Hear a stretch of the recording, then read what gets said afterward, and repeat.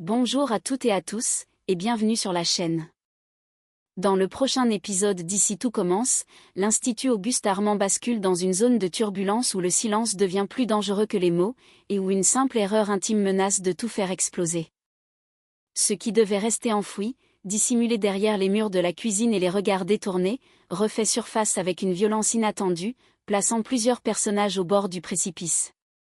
Aujourd'hui, l'intrigue se resserre autour de Lou et Anouk, pris au piège d'une situation qu'ils ne maîtrisent déjà plus.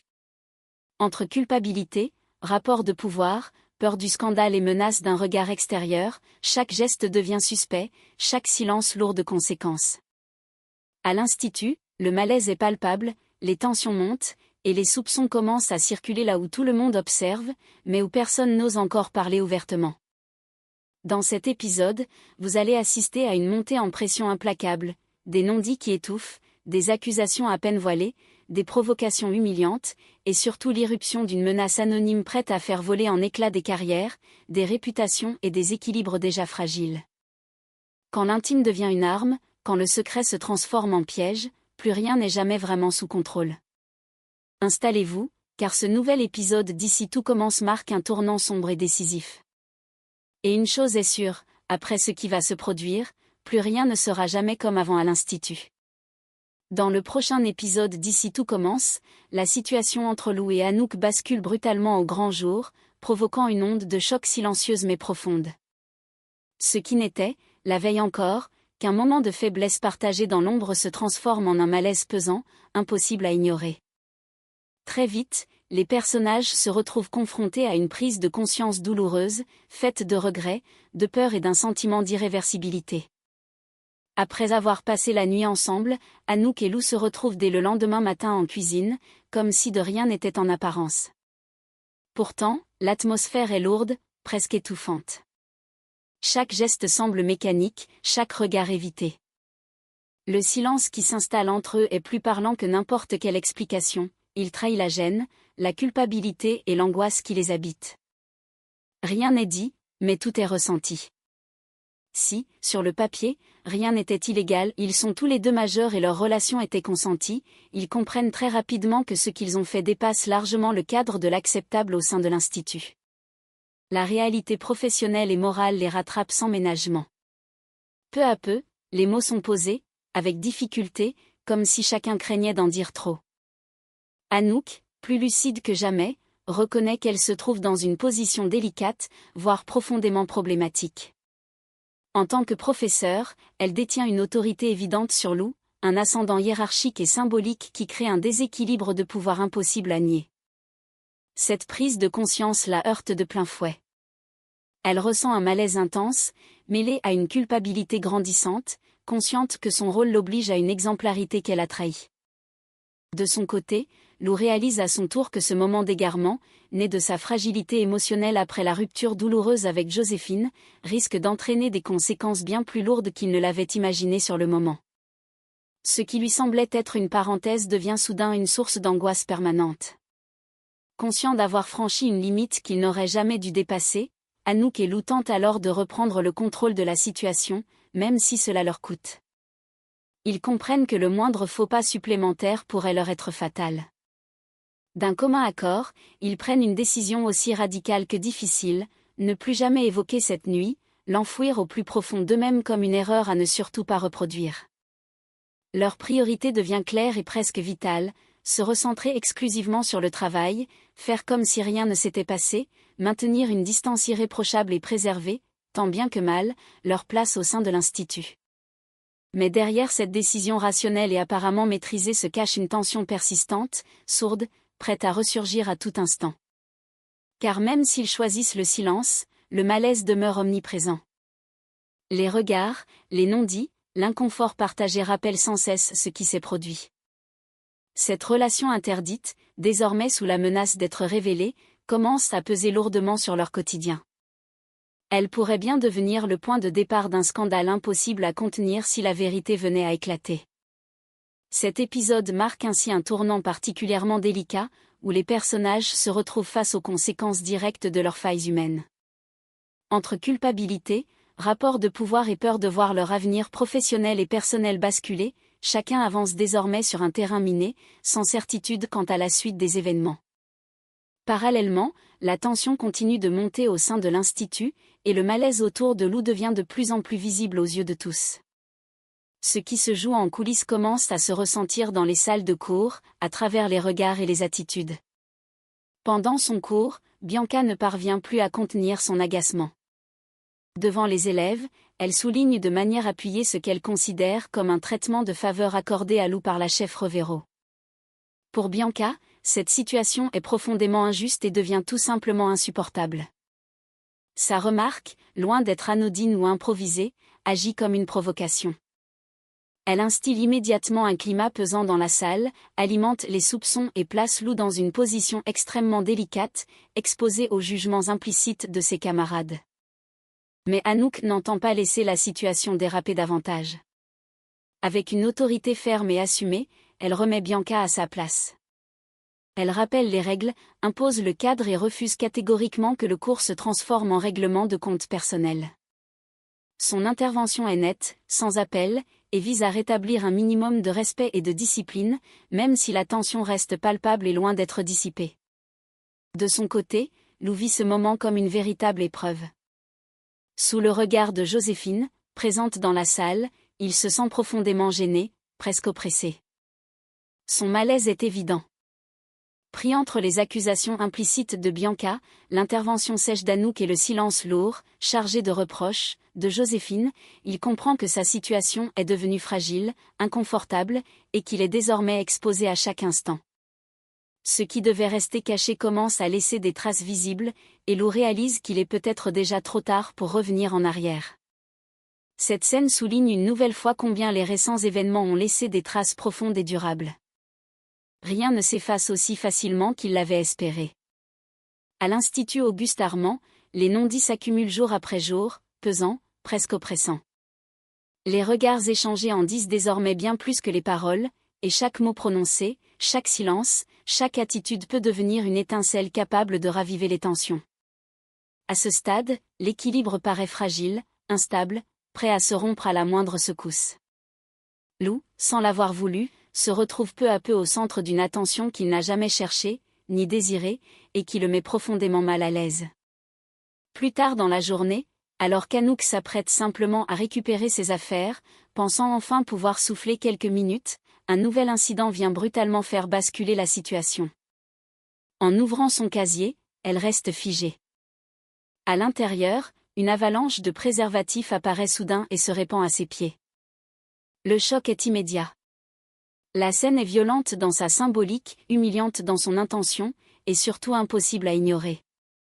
En une fraction de seconde, tout devient limpide, ce geste n'a rien d'anodin. Quelqu'un a voulu exposer, provoquer, salir, en transformant un secret intime en une mise en scène cruelle et publique. Décontenancée, mais déterminée à ne rien laisser transparaître, Anouk réagit aussitôt, presque par réflexe. Elle se baisse précipitamment, ramasse ce qui est éparpillé au sol et range le tout à la hâte, avec des gestes rapides, nerveux. Ses regards se font furtifs, inquiets, scrutant les alentours pour s'assurer que personne n'a assisté à cette scène. Derrière cette réaction apparemment maîtrisée se cache une tension immense, la peur d'avoir été vue, la crainte d'être jugée, et surtout la certitude glaçante que les rumeurs ont déjà commencé à circuler, bien avant cet acte provocateur. À l'Institut, cette mise en scène cruelle marque un nouveau cap dans l'escalade du malaise. La frontière entre vie privée et exposition publique se fissure un peu plus, laissant place à une inquiétude constante. Anouk comprend alors que la situation lui échappe progressivement. Ce qui devait rester enfoui, contenu, maîtrisé, devient une arme utilisée contre elle. Le secret qu'elle tentait de protéger se transforme en une menace réelle, et le spectre d'un scandale prêt à éclater au grand jour se rapproche dangereusement. De retour en cuisine, encore secouée par ce qu'elle vient de découvrir, Anouk décide de confronter Lou. Elle sort l'un des préservatifs et le lui montre, sans détour. Le malaise est immédiat, presque étouffant. Elle cherche une explication, un indice, peut-être même un aveu qui permettrait de comprendre ce qui se passe. Lou, pris de court, réagit aussitôt. Il nie toute implication, avec une fermeté qui ne laisse aucune place au doute. Il lui assure qu'il n'a absolument rien à voir avec cette mise en scène humiliante et qu'il n'aurait jamais imaginé un acte aussi cruel. Son ton est sincère, presque blessé par le simple fait qu'on puisse le soupçonner d'un tel geste. Tous les deux comprennent alors qu'ils ne sont plus seuls face à leur erreur. Quelqu'un cherche délibérément à les atteindre, à attiser les rumeurs et à transformer leur faux pas en un scandale public. Anouk commence à envisager différentes hypothèses sur l'identité de la personne qui a glissé ses préservatifs dans son casier. Les questions s'accumulent, les doutes aussi, mais avant même qu'ils ne puissent aller plus loin dans leurs suppositions, la discussion est brutalement interrompue. Anaïs fait irruption en cuisine pour goûter leurs propositions culinaires. Le changement d'atmosphère est immédiat. En une seconde, Anouk et Lou doivent ravaler leurs troubles, masquer leurs émotions et reprendre leur posture professionnelle. Ils se recentrent sur leur travail, comme si de rien n'était, tentant de dissimuler la tension qui continue pourtant de les habiter. La dégustation se déroule dans un silence concentré, presque solennel, chacun s'accrochant à son rôle pour ne rien laisser transparaître. Après avoir goûté, Anaïs tranche sans détour. Le menu est validé. Elle donne son accord pour qu'il soit ajouté à la carte du double A. Une réussite professionnelle indéniable, un succès concret, qui vient pourtant contraster violemment avec la tempête personnelle qui menace d'éclater à tout moment en coulisses. Cette scène illustre avec force le décalage saisissant entre l'exigence permanente de l'excellence en cuisine et le chaos émotionnel qui gagne peu à peu les couloirs de l'institut. Tandis que le succès s'invite dans l'assiette et que le travail est salué, les tensions humaines, elles, continuent de s'intensifier, prêtes à exploser au moindre faux pas. Une fois seuls, à l'abri des regards et du tumulte de l'institut, Anouk et Lou tentent enfin de souffler. La pression retombe légèrement, comme après une apnée trop longue. Pour célébrer la validation de leur menu, ils prennent de quoi trinquer, cherchant à s'accrocher à cette petite victoire professionnelle. Ils essaient de savourer l'instant, de se convaincre que, malgré tout, quelque chose tient encore debout. L'espace de quelques secondes, un sourire réapparaît, timide mais sincère. Le soulagement est réel, presque euphorisant. En cuisine, au moins, tout semble encore fonctionner, comme si le travail offrait un fragile refuge face au chaos qui les entoure. Mais cette parenthèse de légèreté est aussi brève qu'illusoire. Elle ne dure que quelques secondes, suspendue dans un équilibre trop fragile pour résister à la moindre secousse. Soudain, un message anonyme s'affiche sur leur téléphone. L'instant se fige. Quelques mots seulement, courts, froids, implacables, apparaissent à l'écran, sans signature, sans explication. Je sais ce que vous avez fait. Le cœur d'Anouk se serre immédiatement, comme si l'air venait à manquer. Une angoisse sourde l'envahit, brutale, incontrôlable. Lou, lui, comprend aussitôt que quelque chose ne tourne pas rond. Ce message n'a rien d'un hasard. Puis vient la pièce jointe. Une notification supplémentaire. Une vidéo. Leur vidéo. Les images s'imposent à eux sans détour, les confrontant à un moment personnel qu'ils pensaient strictement privé, un instant qui n'aurait jamais dû quitter la sphère intime, ni être exposé à un regard extérieur. La bonne humeur s'effondre d'un coup, balayée sans ménagement. Le choc est brutal, presque violent. Anouk pâlit, pétrifiée par un mélange de peur et de honte. Son esprit s'emballe, incapable de comprendre comment une telle chose a pu arriver. Lou, de son côté, est frappé par une sidération totale. Il reste figé, partagé entre colère, incompréhension et panique. Ce qu'il redoutait depuis le début, ce scénario qu'il tentait de repousser, vient de se produire. Leur relation secrète n'est plus un secret. Elle est désormais entre les mains de quelqu'un d'autre. Peu à peu, la réalité s'impose à eux avec une évidence glaçante. Ils comprennent qu'ils sont piégés. Quelqu'un les a observés, filmés à leur insu, et détient désormais une arme redoutable.